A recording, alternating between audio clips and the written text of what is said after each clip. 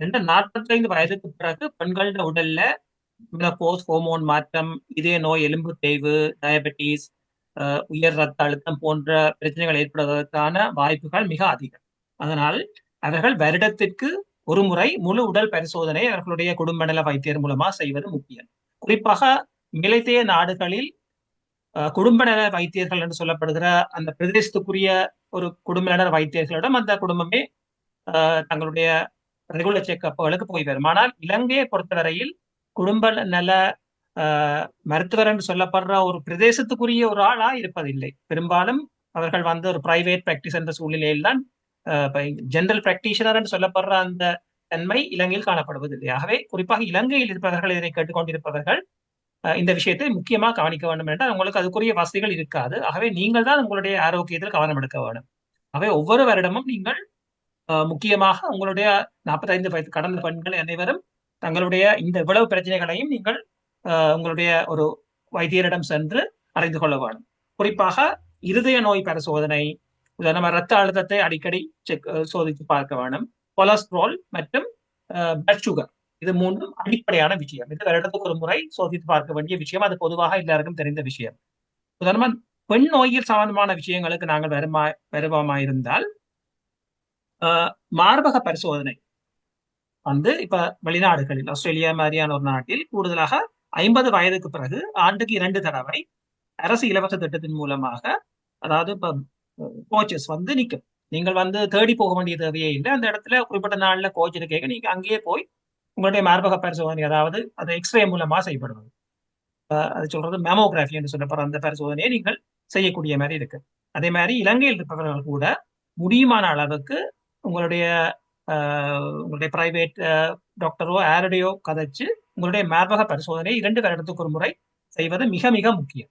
ஏனென்றால் இன்றைய காலகட்டத்தில் அந்த காலத்தை போல இல்லை. இப்ப அந்த காலத்தில் நாங்கள் சாப்பிட்ட சாப்பாடுகளில் எந்த விதமான கெட்ட பொருட்களும் இல்லை. இப்ப நாங்கள் சாப்பிடுற சாப்பாடுகள் எல்லாவற்றிலும் பல விதமான கண்டாமினேஷன் சொல்லப்படுகிற எங்களுக்கு தெரியாத, கண்ணுக்கு தெரியாத நிறைய விஷயங்கள் இருக்குது. அதாவது இயற்கையான சாப்பாடுகளை நாங்கள் சாப்பிடக்கூடிய வாய்ப்புகள் இப்பொழுது குறைந்துள்ளது. ஆகவே எல்லா வகையான கேன்சர்களும் மிக அதிகமாக கூடி வருகிறது. ஆகவே இதில் முக்கியமான ஒரு பெண்கள் எதிர்நோக்கிற பிரச்சனை மார்பக புற்றுநோய்.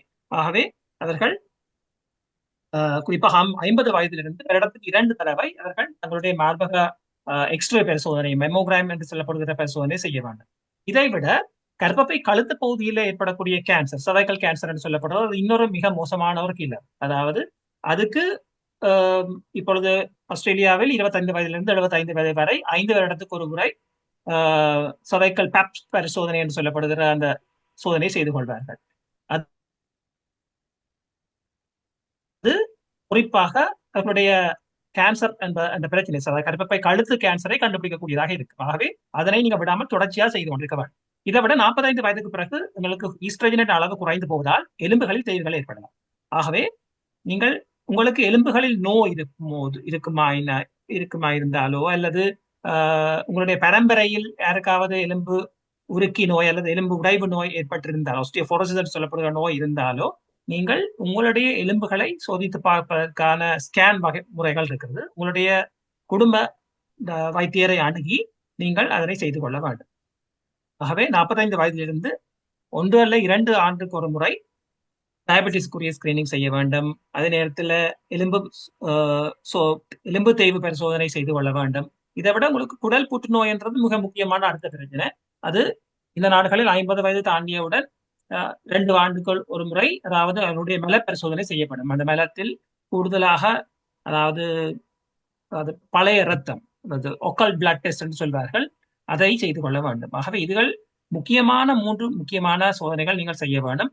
இந்த ஒக்கல்ட் பிளட் டெஸ்ட் செய்யற விஷயம் வந்து இலங்கையில் பெரும்பாலும் இல்லை. ஆகவே நிச்சயமாக தாய்நாட்டில் இருப்பவர்கள், இதை கேட்டுக்கொண்டிருப்பவர்கள் தயவு செய்து உங்களுடைய மார்பக சோதனைகளையும் அல்லது சர்வைக்கல் பேப்பர் சோதனை மற்றும் குடல் புற்றுநோய்க்கு தேவையான அந்த ஒக்கல் பிளட் டெஸ்ட்களை தயவு செய்து உங்களுக்கு அதாவது உங்களுடைய கேன்சரோ ஏதோ ஒன்று மிக மோசமான நிலைக்கு போகும் முதலே கண்டுபிடித்தால் உங்களுடைய உயிரை காப்பாற்றிக் கொள்ளக்கூடியதாகவும் ஆரோக்கியமான வாழ்க்கையை அடையக்கூடியதாகவும் இருக்கு.